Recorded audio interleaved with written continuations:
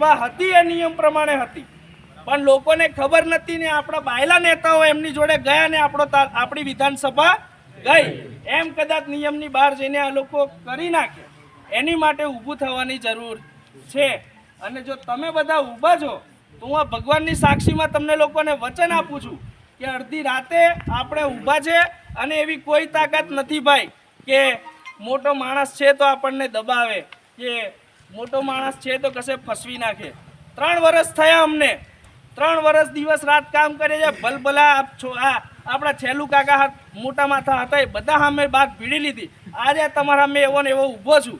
મારા વાળ બી મારી મરજીથી વધે છે, મારી મરજીથી વધેલી છે. કોઈના બાપની તાકાત નહીં કે એ લોકો ધારે તારે ફસવી નાખે ને ધારે તારે બહાર કાઢે.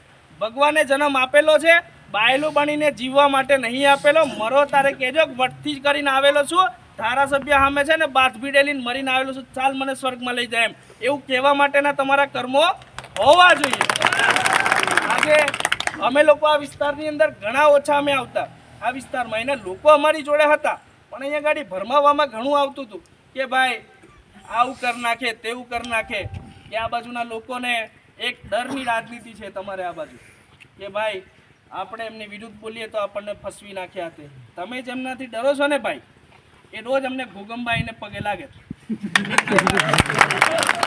ગ્રામ પંચાયતના સભ્ય બી નહીં અમે, મારું ચૂંટણી કાઢે નહીં, પણ મારા નામથી કે મહેન્દ્રભાઈના નામથી કે સમિતિના નામથી કે ભાઈ થી બોલે હા સાહેબ થઈ જશે એમ અમને કહે છે. કેમ કહે છે? એમને ખબર છે કે આ છે બરાબરના ટક્કરના. એવી તાકાત તમારા અંદર બી રહેલી છે. તમે હું લેવા પાછા પડો છો? તમે કોઈ કે આ કરી નાખીશ, બોલે થતું હોય તો જોવાનું ના હોય. આ દુનિયામાં ફતેહસિંહ સાહેબ જેમ ગુંદીન તાલુકો માંગે એમ મેં મારા પાલ્લાને તલક દેશ જ માંગી લઉં. એવું બોલે થતું નથી.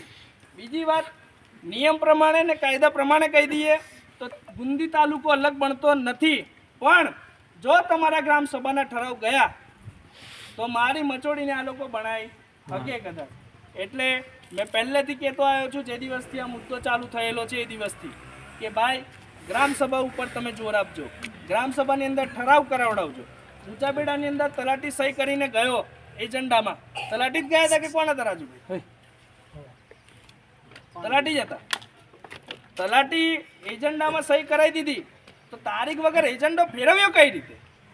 નિયમ એવો છે કે ભાઈ ગ્રામસભા કરવાની હોય એના 15 દિવસ પહેલા એજન્ડા ફેરવવાનો હોય. એ 15 દિવસમાં ગમે ત્યારે ગ્રામસભા થાય. તો હજુ લગીને તારીખ કેમ બહાર નહીં?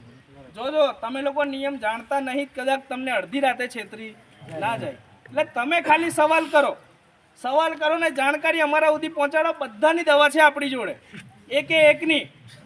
કોઈક કદાચ નાની મોટા ગાયણાથી ઢૂંઢતું હદરતું હોય, નાનું મોટું ગાયણું કોઈક જોડથી થાય, ભલે અહીંથી ગુંદી મેલ દેવું, કશો વાંધો આવે નહીં. બધી રીતના આપણે બળવા ભૂવા કે પેલા મહારાજ બધું જ છે, પણ કાયદાની રીતે